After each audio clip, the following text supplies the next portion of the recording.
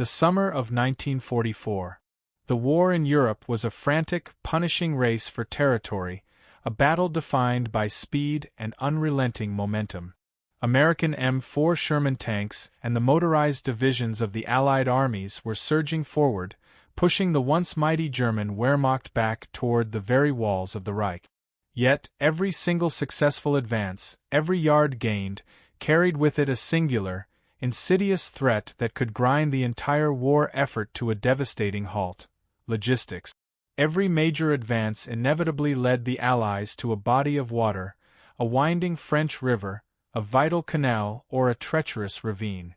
The retreating German forces, masters of demolition, employed a brutal and effective scorched earth tactic, methodically blowing up every single bridge in their path. A single destroyed span was not just a roadblock, it was a military disaster. It meant days of delay, the evaporation of hard-won momentum, and the unnecessary sacrifice of lives due to the lack of timely support. Tanks, having outrun their fuel trucks, the legendary Red Ball Express, sat idle and vulnerable. Infantry stood exposed, desperately awaiting ammunition and heavy artillery cover. The war that was being won bravely on the battlefield was perpetually threatened by a potential loss in the logistical chaos. Commanders did not just need a bridge, they needed a tool that could conquer a chasm in hours, not months. This immediate, existential crisis was ultimately solved not by a massive industrial complex, but by a deceptively simple idea, allegedly sketched by a civil servant on the back of an envelope. That man was Sir Donald Coleman Bailey. He conceived not a fixed structure, but a modular, prefabricated construction kit made of high-strength steel. This bridge was designed to be light enough to be handled by mere manpower, yet robust enough to support the heaviest vehicles of mechanized warfare.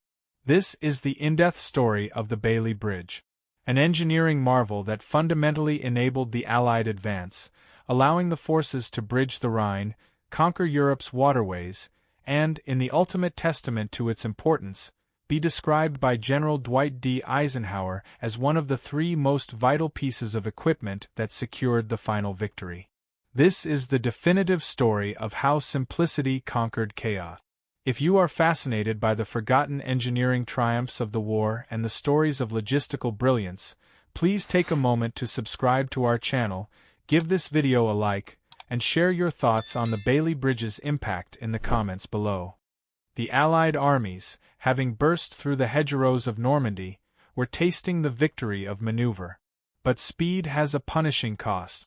The core of American doctrine, highly mechanized warfare, required a colossal, almost unimaginable daily tonnage. 750 tons of everything from spam to shells for every single division. The retreating Germans knew they couldn't win a stand-up fight, so they weaponized destruction. The logistics tail, the lifeline of fuel and ammunition, was stretched thin, and every destroyed bridge tightened the noose around the advance. The question wasn't if the armies would stop, but when they would seize up due to starvation. The military had bridging solutions, but they were woefully inadequate for the blitzkrieg-style war they were fighting.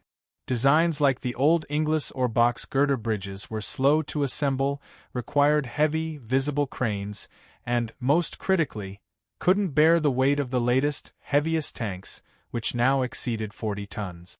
Combat engineers found themselves sidelined, watching their armies stall as they wrestled with obsolete, non-scalable equipment. This wasn't just a physical gap they faced. It was a technological gap that threatened to hand the strategic advantage back to the demoralized Wehrmacht. The solution didn't emerge from a secret weapons lab or a general's command tent. It came from a British civil servant and passionate bridge hobbyist named Donald Coleman Bailey, working for the War Office's experimental bridging establishment. While generals were focused on battle plans, Bailey was focused on pins and panels. His idea was fundamentally democratic, a bridge that was not a single, complex structure, but a giant, versatile construction kit.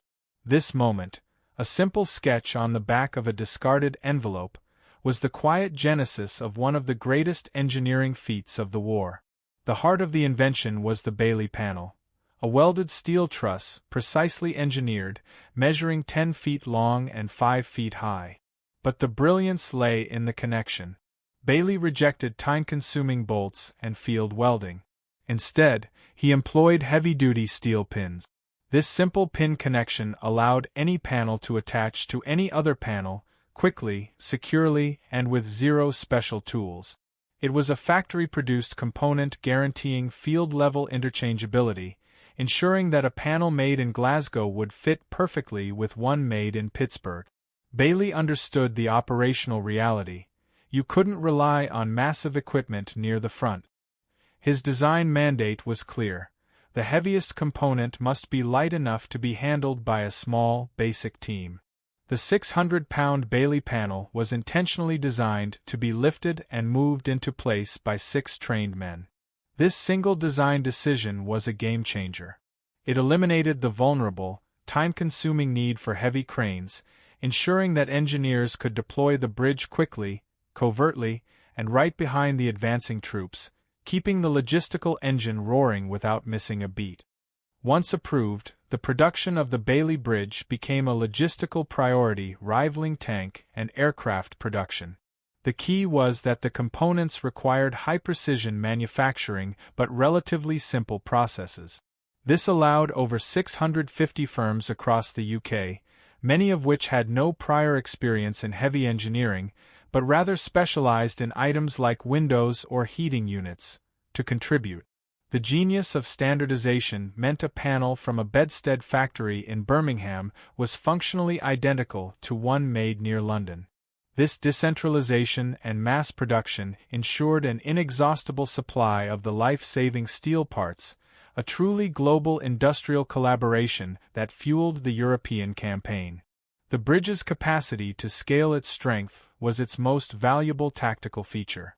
If a single panel wide and one panel high single could carry light traffic, scaling it to a double-triple 2 panels wide and 3 panels high could safely support the crushing weight of the heaviest Allied tanks, including the M26 Pershing, often exceeding 70 tons.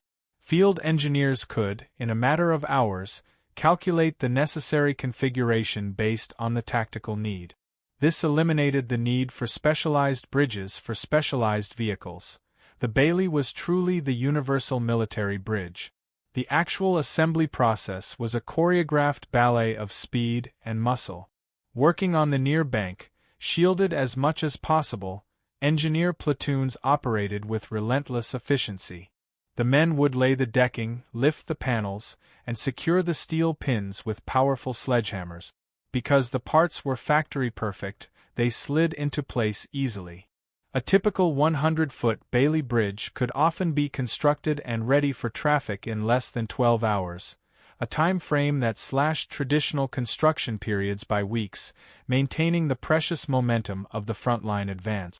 Perhaps the most tactically brilliant aspect was the launching technique.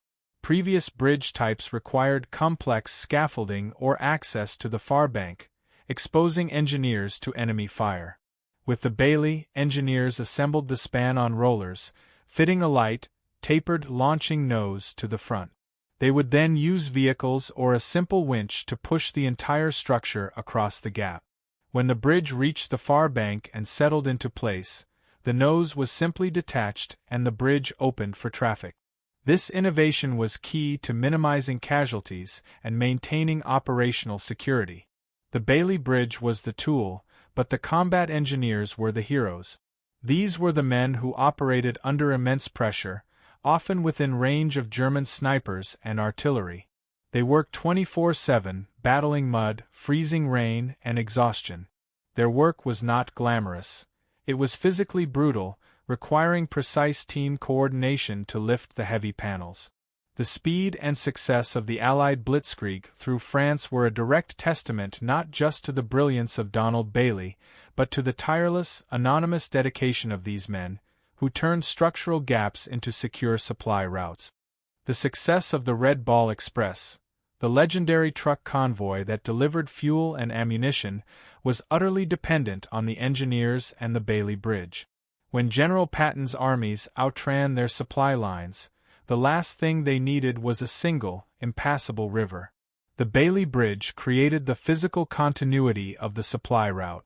The moment a gap appeared, the engineers deployed the steel panels, effectively transforming a broken path into a temporary, heavy-duty highway. Without the Bailey creating the road, the Red Ball trucks could not have delivered the fuel needed to maintain the speed of the advance. The swift push across France required conquering dozens of rivers, chief among them the Meuse. The German High Command fully expected the Allies to slow down as they approached this major barrier, allowing them time to set up defensive positions. But the Bailey Bridge denied them that luxury. Engineers, working around the clock, would routinely build crossings over the Meuse and its tributaries in less than a day, stunning the retreating German forces. This consistent, overwhelming speed of construction became a psychological weapon, shattering German defenses that were based on the assumption of a logistical slowdown. The bridge was tested under the most brutal conditions during the Battle of the Bulge in late 1944. As the German counteroffensive tore through Allied lines in the snowy Ardennes forest, destroying roads and bridges, the Bailey became crucial for shoring up the flanks and moving reinforcements. In freezing temperatures, with engineers battling icy rivers and heavy snow, the modular design proved its resilience. It allowed the rapid replacement of essential crossings, ensuring that desperately needed supplies and heavy tank destroyers could reach the besieged troops holding the line. The true strategic importance of the bridge was recognized at the highest level. General Dwight D. Eisenhower, the supreme Allied commander, was unequivocal in his praise. He publicly stated that the Bailey Bridge was one of the three most significant pieces of engineering that contributed to the final victory in World War II, alongside the bulldozer and the Jeep. This high-level endorsement transformed the bridge from a mere tactical tool into a symbol of Allied ingenuity and logistical superiority. It validated Donald Bailey's vision as strategically essential. While the Bailey Bridge saved countless lives by speeding up the offensive, its construction was incredibly dangerous work. Engineer platoons faced some of the highest casualty rates in the military. They were often working right behind the leading edge, exposed to hidden snipers, mines, and observed artillery fire as they worked the longest shift. The price of maintaining the momentum was paid in steel, sweat, and the lives of the men who manually lifted, pinned, and hammered the modules into place, bridging gaps not just in the road, but between life and death.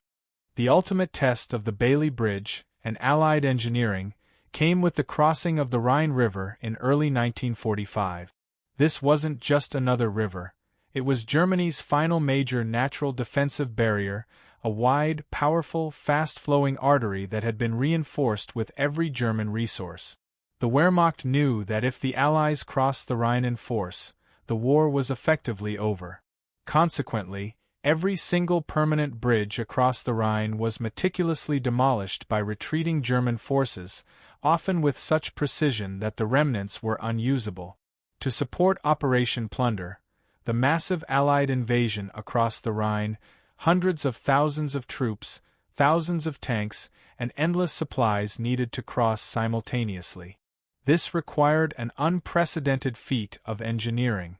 Engineer units rapidly constructed multiple, colossal Bailey pontoon bridges. These structures, supported by specialized flotation units, stretched for immense distances, some nearing 1,400 feet, over 400 meters, in length. The sheer speed of their construction, often completed in a single night or within a few days, stunned the German High Command and shattered their final defensive hope. While most famous for spanning rivers, the Bailey Bridge was equally vital for conquering dry gap. Deep ravines, bomb craters, destroyed railway cuts, and anti-tank ditches all posed immense obstacles to the rapid advance. The versatility of the Bailey meant it could be launched across these dry chasms just as effectively as over water. These dry Baileys often went unheralded but were critical in maintaining the road networks and ensuring the continuous flow of logistical support to the furthest points of the Allied offensive into the heart of Germany. The modular design allowed for incredible tactical flexibility. Beyond standard road bridges, engineers adapted the Bailey for specialized roles. They constructed Bailey heavy girder bridges for exceptionally heavy artillery and even modified the panels to carry temporary railway track. This ingenuity allowed for the rapid restoration of vital rail lines, which could then supplement the Red Ball Express for longer-term logistical support, showcasing how the Bailey system could be tailored to diverse combat needs, a true multi-tool of wartime engineering. The sheer speed and apparent ease with which the Allies could erect a Bailey bridge had a profound psychological impact on the German troop. They would blow up a bridge, expecting to buy days, only to see Allied tanks rolling across a new structure just hours later. This relentless, seemingly effortless overcoming of every natural and man-made obstacle deeply demoralized the retreating enemy, reinforcing the image of an unstoppable, overwhelming Allied juggernaut. The Bailey Bridge, therefore, became not just an engineering marvel, but a weapon of psychological warfare. When the guns fell silent in May 1945, Europe was left in unprecedented devastation. Cities lay flattened, infrastructure was annihilated, and countless permanent bridges, those structures that had once connected communities and economies, were reduced to twisted steel and rubble. The immediate post-war challenge was not just humanitarian aid, but fundamental reconnection. With economies shattered, there were no resources, nor the time, to immediately rebuild complex, permanent crossings. The Bailey Bridge, designed for war, now found itself indispensable for peace. Across France, Belgium, the Netherlands, and into Germany, thousands of Bailey Bridge components, originally destined for the front, were repurposed for the immense task of reconstruction. They became the temporary, but utterly vital, lifelines of recovering nations.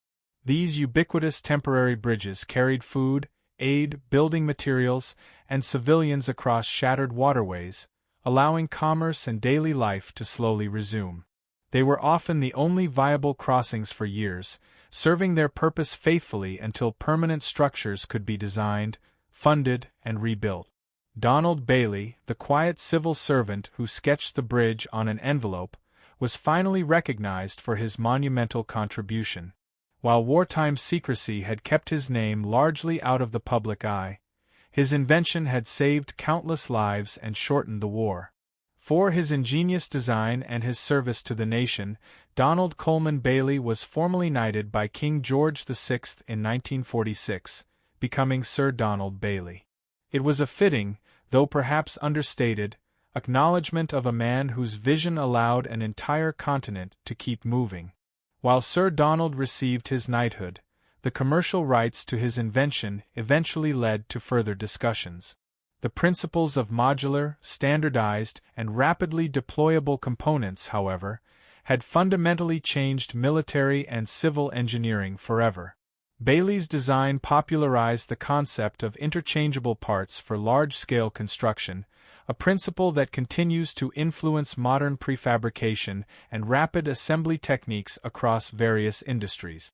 His legacy was less about individual patents and more about a revolutionary paradigm shift. The Bailey Bridge's story didn't end with the rebuilding of Europe. As military surplus, thousands of tons of Bailey components were sold off to governments and civil engineering firms worldwide. These sturdy, reliable, and easy-to-assemble bridges found new homes in every corner of the globe. From remote African villages bridging seasonal rivers to developing nations rapidly expanding their infrastructure, the Bailey Bridge became a symbol of pragmatic engineering, capable of solving immediate connectivity problems with robust simplicity, reaching far beyond its original wartime purpose. Decades after its pivotal role in the European campaign, the Bailey Bridge remains the international gold standard for emergency response. When natural disasters, such as earthquakes, flash floods, or tsunamis, destroy critical infrastructure, it is the modern descendants of the Bailey system that are rushed in first. Because the components are light, stackable, and easily transported by air or truck, they can be deployed quickly to restore connectivity, delivering vital humanitarian aid and medical supplies where they are needed most. This sustained role proves the timeless ingenuity of the design. Beyond emergencies, the Bailey Bridge and its derivatives are still widely used in civil engineering projects. They serve as temporary traffic diversions during major highway construction, or as long-term, semi-permanent crossings in remote areas where resources for full-scale permanent construction are limited. The system's robustness, its ease of maintenance, and its capacity to be repeatedly assembled and disassembled make it an incredibly cost-effective and sustainable solution for infrastructure challenges across the developing world. The final, unshakable testament to the Bailey Bridge's importance comes back to the military leaders who depended on it. General Eisenhower's claim that it was one of the three most vital pieces of equipment alongside the Jeep, for communication and reconnaissance, and the 2.5-ton truck, the Red Ball Express's workhorse, highlights a profound strategic truth. The Bailey Bridge was the physical manifestation of Allied mobility. It literally created the roads that the other two items relied upon to function. Without the bridge, the logistical triangle would have collapsed. The most subtle, yet far-reaching, impact of the Bailey Bridge is its legacy in modular engineering. The success of its standardized, interchangeable components validated a fundamental design philosophy, that complex, high-performance needs can be met by simple, mass-produced parts. This philosophy has since been adopted across numerous fields, influencing everything from the construction of temporary housing and field hospitals to the rapid deployment of communication infrastructure. Bailey proved that standardization is the key to wartime speed and peacetime efficiency. The story of the Bailey Bridge is a powerful reminder that victory in modern conflict often hinges on logistics, not just firepower.